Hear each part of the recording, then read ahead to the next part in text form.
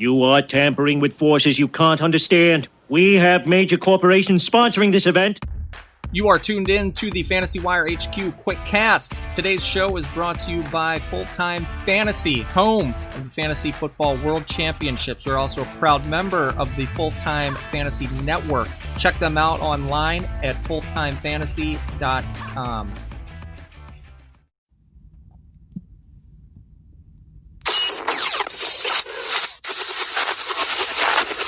Welcome to the QuickCast. Thanks for jumping on today. I'm Frank B., Fantasy Wire HQ Studios. Thanks for joining me. You can find me on Twitter.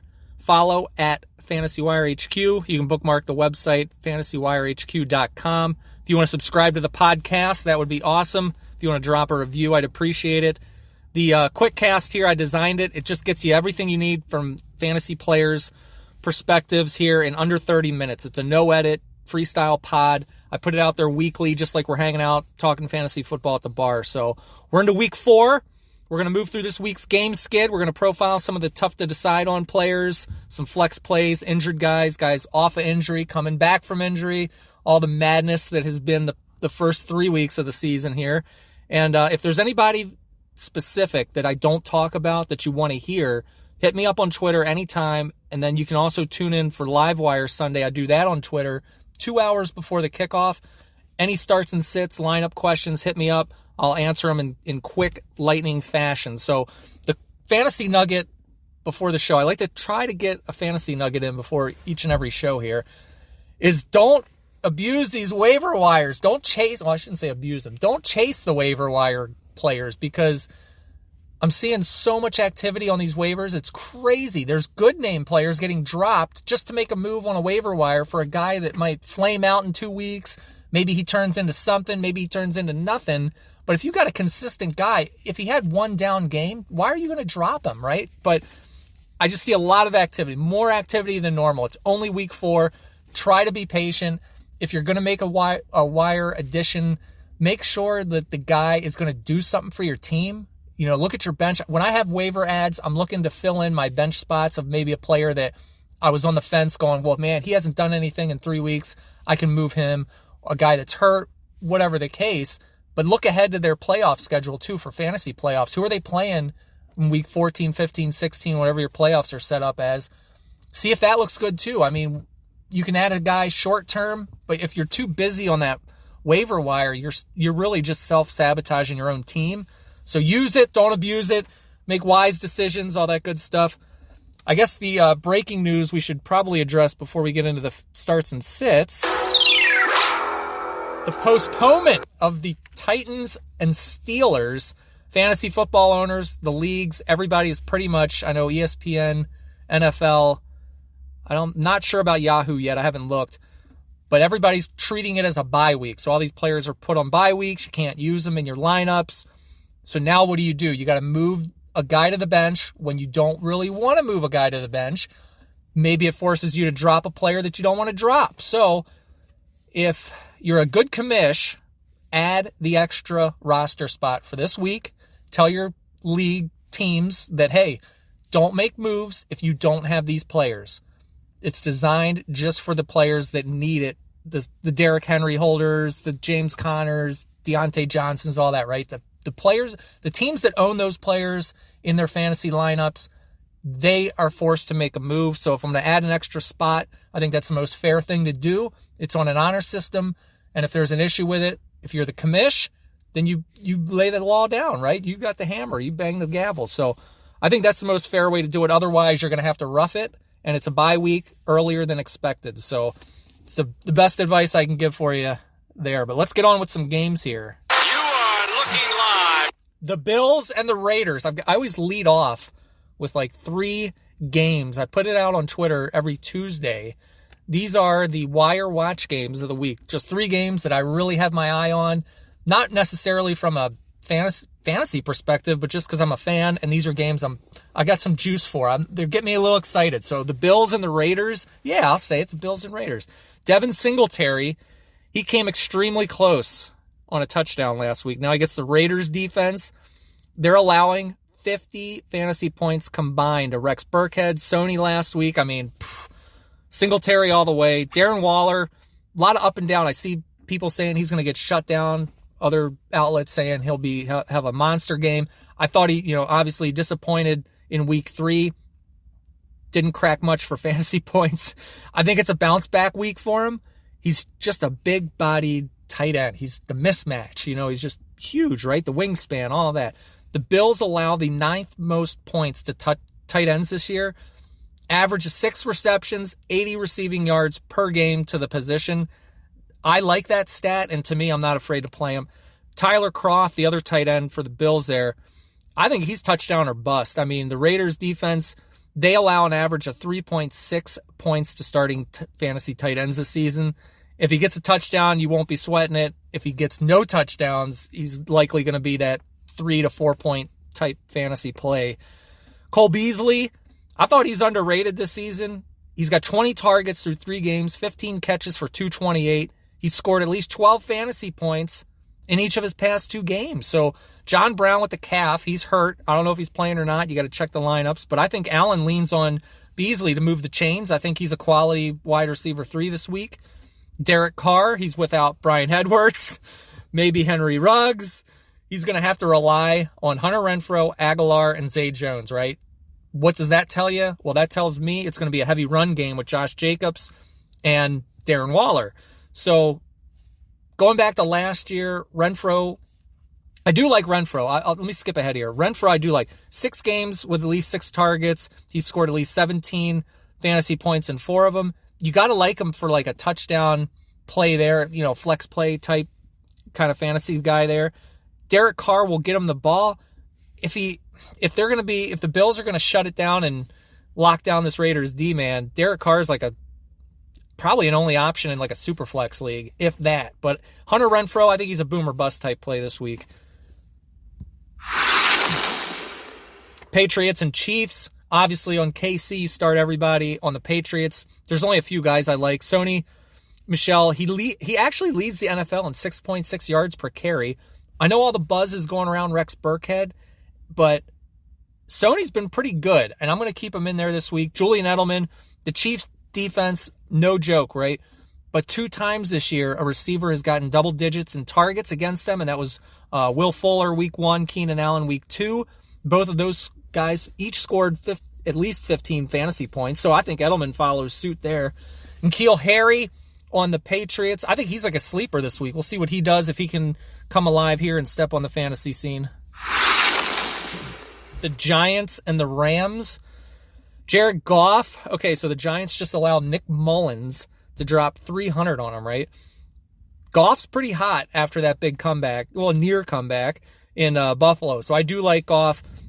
Darrell Henderson, he's averaging 17.5 touches, 19.5 points over the last 2 weeks.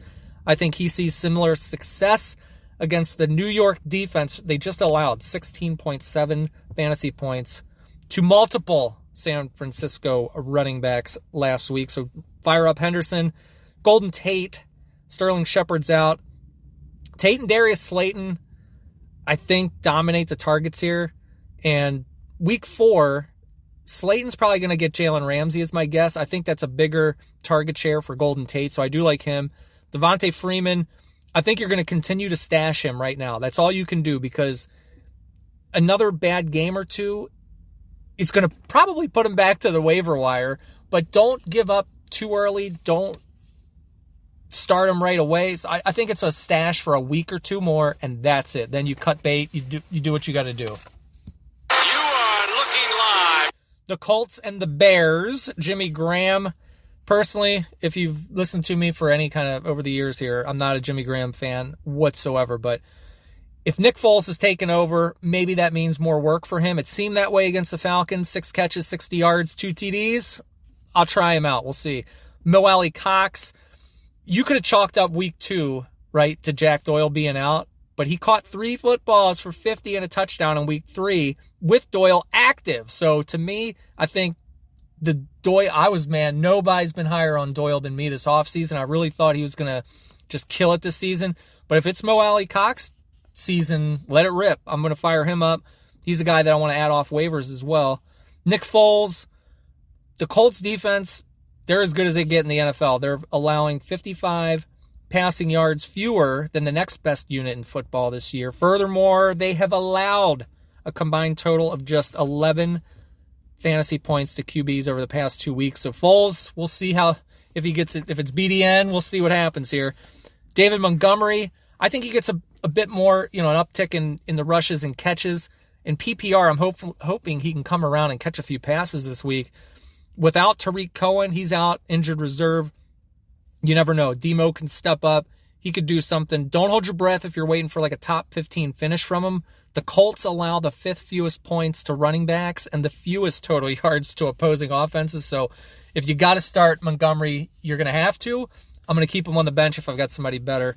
Anthony Miller, he's another guy. Chicago's second leading receiver. He's third in terms of snap percentage.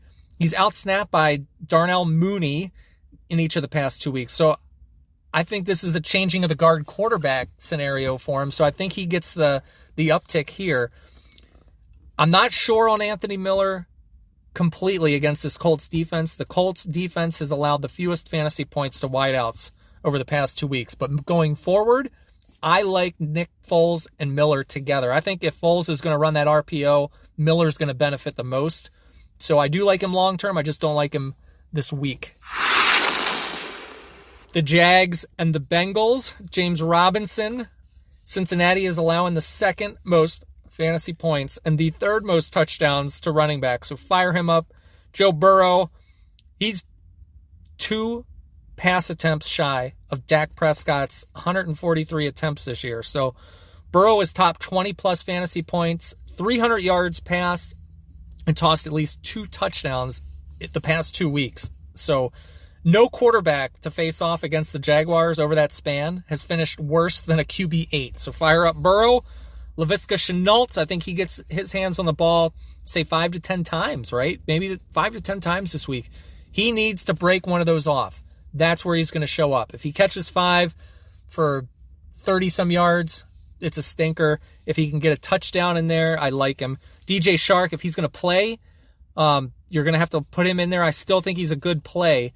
Cincinnati has played the likes of Keenan Allen, Mike Williams, Odell Beckham, and Jarvis Landry in 2 of their first 3 weeks. None of those receivers topped 74 yards. Only one found the end zone. This is the Bengals defense, right? You like Shark. I like him. I'm going to play him, but I'm only going to play him in like a flex spot if I'm in a deep league. If I've got somebody better, I'm going to go over that. The Bengals currently allow the 3rd fewest fantasy points to receivers. Shark is kind of like in that offense with Robinson, Shenault, you know what I mean? There's some more mouths to feed here. I like him after this game, just not this week. The Browns and the Cowboys. Baker Mayfield, over the last 2 weeks, Dallas has allowed an average of 32 fantasy points, second most in the NFL, 9 total touchdowns to QBs. That's the most in the NFL. Mayfield's been all right the past couple weeks, but you got to give him an uptick here. I mean, against the league's 5th worst pass defense, fire him up. Odell Beckham, he really hasn't popped off this season. Where's Odell? I'm still looking here. I think that changes against the Dallas secondary that allows the 5th most passing yards in football. Cowboys have allowed 400-yard receivers and 7 total touchdowns to the position group this year. So I like Odell. Gallup, he was up or down. I know people have been talking about him. But he's fresh off his first 100-yard game, so that's got to make you feel good. He leads all the Cowboy receivers in snaps. I think he can have a day on Sunday. Cleveland allows the 8th most fantasy points to wideouts this year. I'm going to fire him up. Dalton Schultz, tight end, 16 targets have come his way over the past 2 weeks. Cleveland is allowing the 3rd most targets to tight ends this year, so I'm going to fire up Schultz as well. If this is another shootout game, 34 to 31, how long can Dallas do this? They're Dallas, Seattle, Atlanta, all 3 of these teams, it goes to the wire, it's high scoring, it's like Madden-style shootout. I love it. It's great. The Saints and the Lions. Latavius Murray has carried the ball 12-plus times in 2 of the first 3 weeks of the season. He doubled Kamara's rushing attempts, and it looks like Kamara's just being used more as a receiver, and Murray is getting more of the ground game. So I think he gets his fair share of looks in the ground game. The Lions give up the 4th most fantasy points, 3rd most rushing yards to opposing running backs. Adrian Peterson, he came off a pretty strong game here, week 3, 22 carries for 75 yards and a catch for 10. We'll see if he can handle another workload, heavy workload against the Saints, but I'm not sure that Peterson's going to be in trouble if the Lions are chasing points. He's just not going to be on the field that much. Stafford will be slinging it. We don't know what the Saints are going to do. Are they going to rebound? I'm guessing so. They're going to have to make a statement here offensively. Drew Brees and that offense is going to click. Michael Thomas may play. You have to keep an eye on that. But Peterson has yet to score a touchdown this season. So the Saints have allowed 2 rushing touchdowns the past 2 games. That was Jalen Richard and Aaron Jones. If it's a shootout and they're playing from behind, I don't expect much out of Peterson. TJ Hawkinson, he's been a top 9 play this season. He's outscoring Zach Ertz and Mark Andrews. So I like him. Saints have allowed a total of 104 receiving yards, 2 touchdowns, and 31 fantasy points to Packers tight ends a week ago. You got to like Hawkinson this week. So Traquan Smith is the other receiver for the Saints. If Thomas comes back, you can probably ignore him. If Thomas is out, I think Traquan Smith could be like a solid 3. He's got a good touchdown odd to get against the Lions. I think he'll get a touchdown against the Lions if Thomas is out. If he's in, probably not. You are looking live. Seattle, Miami, Fitzmagic is back, at least for another couple weeks. Ryan Fitzpatrick, he's top 24 points per game in each of the past 2 weeks. I think he's got enough opportunity to produce in a shootout against a Seahawks team that has allowed 30-plus points in back-to-back weeks. We were just talking about that. If that's not enough to get you on board, Seattle surrenders the 2nd most fantasy points to quarterbacks this season. So fire him up. Devontae Parker. No defense has surrendered more points to opposing wide receivers than the Seahawks. Where's the defense this year? There is no defense this year. 600-yard receivers over the first 3 weeks. Parker is top 11 fantasy points in each of the past 2. Fire up Devontae Parker, Myles Gaskin. Seattle's also top 10 in most receptions allowed to running backs. Myles Gaskin, fire him up. Miami's got some solid plays in fantasy, multiple solid plays in fantasy for a week. That's pretty crazy. Carlos Hyde on the other side of the ball. Chris Carson should play. I keep seeing mixed things. He's playing, he's not playing. But if he is going to miss a game, I'm going to take advantage of Carlos Hyde leading the backfield. It's a good matchup. Even if he gives up a couple touches to Travis Homer, I still like him. Keep an eye on that injury report. That'll get you up to speed. The Chargers and the Bucks. I believe Leonard Fournette is dealing with the ankle injury, so Rojo is probably your safer bet. He's also out-snapped Fournette 2 of the past 3 weeks, so I think he's your best bet. But the Chargers give up the 3rd fewest fantasy points to running backs, including 0 rushing yards and no more than 3.8 yards per carry to players with more than 4 carries. So I'm going to sit Rojo. Keenan Allen, I picked him up off of waivers in a league, no lie. He is tied with DeAndre Hopkins for the NFL lead with 37 targets. Fire him up. Tom Brady, the Chargers' pass defense, loaded. The Bucs are going to want to be more defense and like run game concentrated here with Godwin out. He's going to miss a game. Who do you got? Scotty Miller behind him. I'm done with the Scotty Miller experiment. See how that goes. Tom Brady, temper your expectations there. Justin Herbert. So the Bucs allow the 4th fewest fantasy points to opposing quarterbacks with only 3 and 4 picks on the season. This is Herbert's first start on the road. I'm sure he's going to throw a couple turnovers here. I don't like Herbert this week. I like him long term. If he's going to play, he's going to get some rhythm. He's going to get better as the season goes on. I just do not like him this week. The Ravens and the Washington football team, a.k.a. the Woofed. TMC, he's been solid with at least 11 fantasy points in all 3 games. He's averaging 16 points per reception this season. He's seen 25 targets on the year. I think he struggles against the Ravens. The Ravens are going to have to bounce back against that Chiefs loss. They're going to make a statement.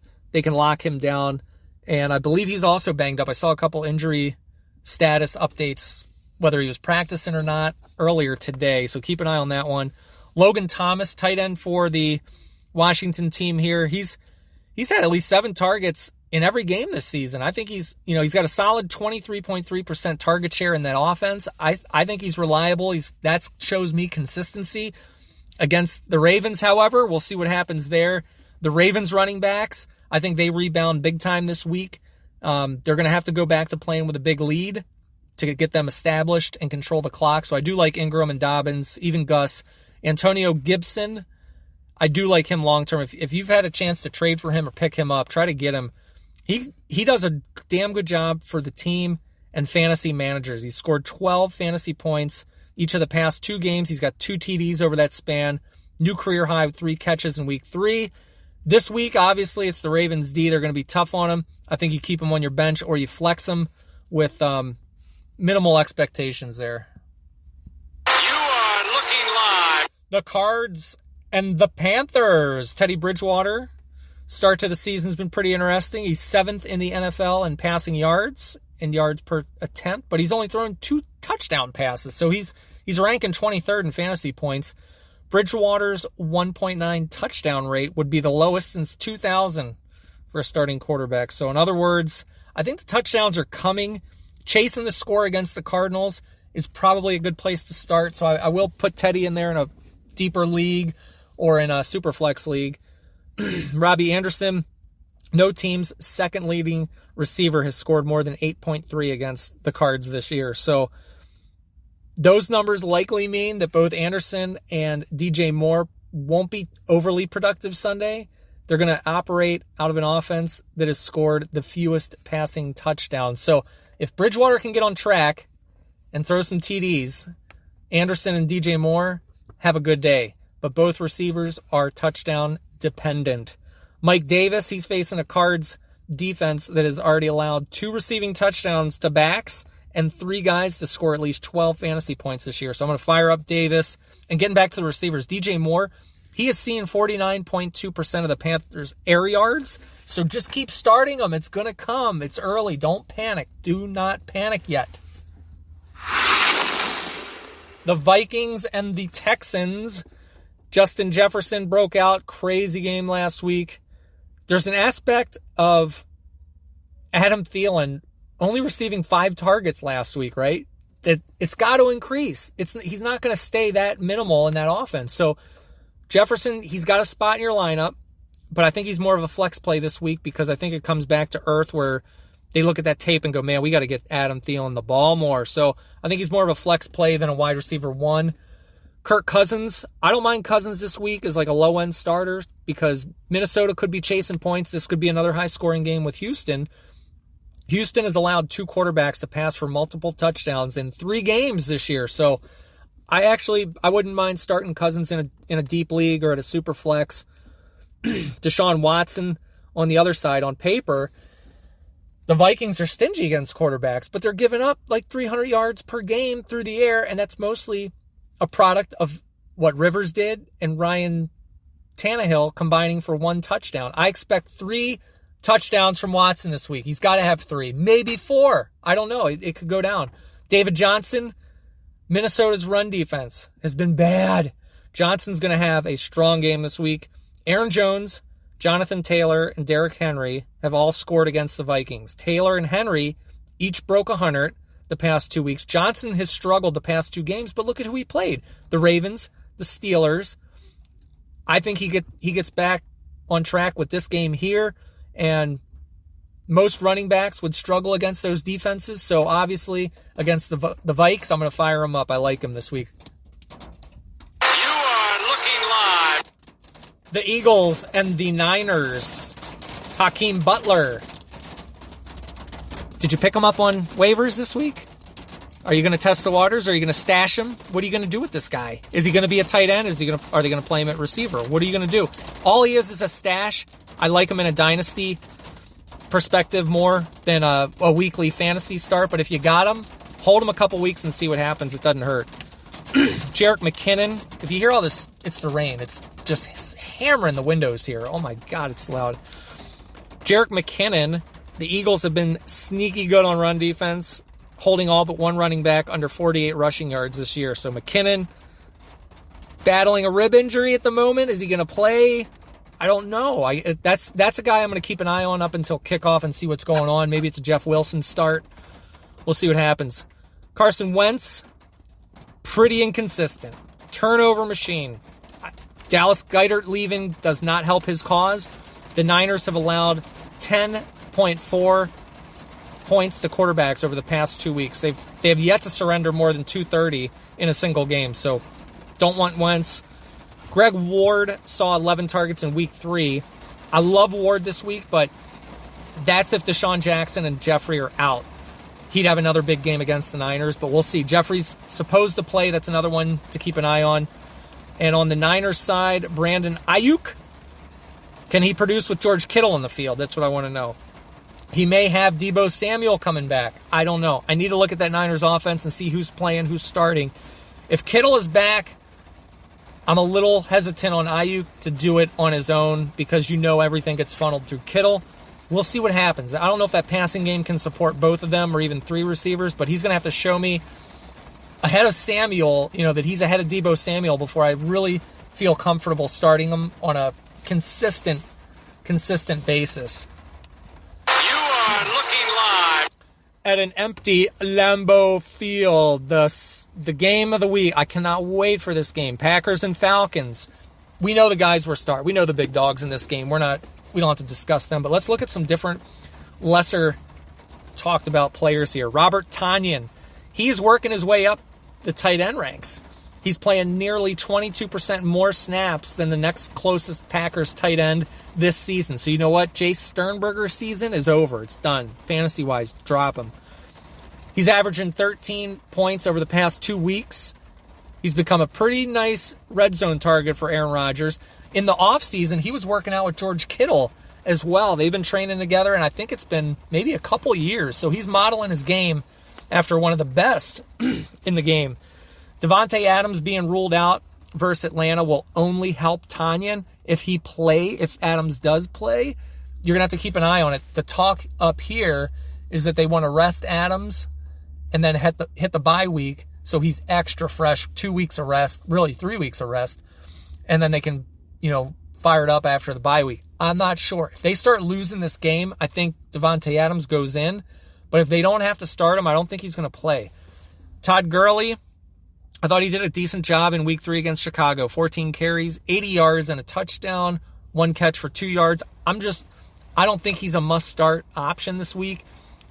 He only has 3 catches for 3 yards on the season, 7 targets. So he's losing work to Brian Hill, who played 34% of the snaps against the Bears compared to 51% for Gurley. So I'm not a Gurley fan this week. And you can also figure it's going to be a shootout. This game has got shootout written all over it. So obviously the Because Fantasy, or the fantasy gods are going to make this a 16-10 type game because I said that. Matt Ryan, I'm going to downgrade him a bit if there's no Julio Jones and Russell Gage, because Russell Gage has got the concussion protocol. Julio Jones has got the hamstring. I think he's going to be complete garbage time stats for fantasy. On the other side, Aaron Rodgers with, Calvin Ridley, Hayden Hurst probably. And speaking of Hayden Hurst, he's had 3 targets against the Bears, and his 1 touchdown was his only catch. That's a little disappointing. I think he does get an uptick in targets this season. Like I said, if there's no Gage or Julio, it's going to be Hurst and Ridley nonstop. So I do like him. The Packers, though, they have yet to allow a tight end to score, including matchups against Hawkinson, Jared Cook, the past 2 games. So for the season, Green Bay has only allowed 11 catches for 139 to opposing tight ends. So this game's really going to have to open up for Hurst to get some good looks and put together a nice fantasy performance here. So we will see what happens. Good luck to all of you playing fantasy this week. Don't forget to tune in on Sunday, 2 hours before kickoff, Live Wire Sunday. I'll be on there answering lineup questions to the best of my ability and in the fastest manner possible. I promise I'll get it as quick as I can. That's going to wrap up this week's podcast. The QuickCast is every week, every Thursday. Check it out, subscribe, follow, all that good stuff. And remember, when your players do the opposite of what you're hoping they're going to do or supposed to do. Hashtag it BecauseFantasy on Twitter. That way we can have a laugh or a cry over it. Stay tuned until the next episode, and until then... Yeah, all right, this press conference is over. Go away. No, it's over, pal. Police, It's over.